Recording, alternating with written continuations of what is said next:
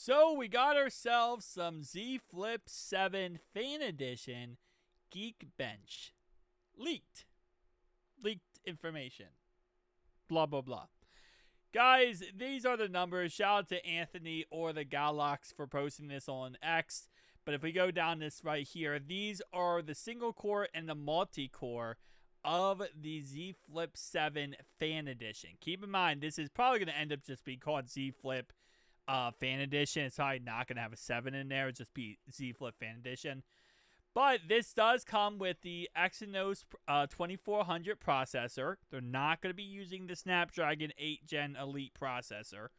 8 gigabytes of RAM and Android 15.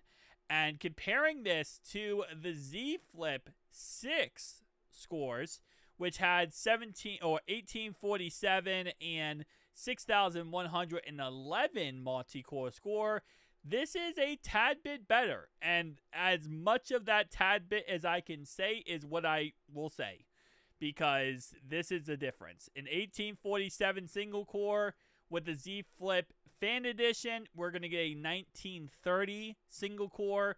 And when it comes to the 6111 for the multi-core, it is 6276 multi-core for the Fan Edition. So it's a teensy-wincy bit better, which is not surprising because that's really what Fan Editions are. They take the best features from the flagship phones, they put it in a cheaper shell, usually have cheaper components around it, and then they re-release it as a new phone. So this is not surprising that in the end, the Z Flip Fan Edition is just a tad bit more powerful than the Z Flip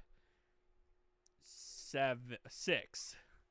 These names are kind of confusing me. I'll be honest with you. These names are kind of confusing. Going back and forth. Z Flip Fan Edition, Z Flip 6, Z Flip 7. But yeah, so that's, in all honesty, you're not going to tell a difference. I'll be honest with you.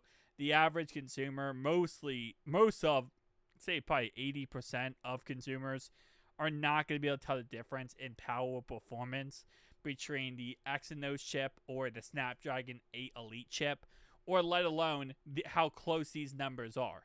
Because you always got to remember, whenever you're doing benchmarks, there's always a room for error, right? So, like, for example, you might get a benchmark and you get 1930. Then you do a same exact benchmark and now you get 1920.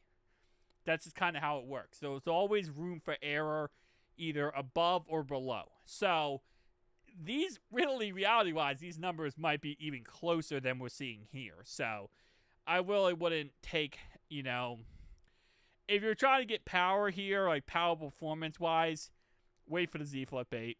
That's my recommendation. Thank you guys for watching. Peace.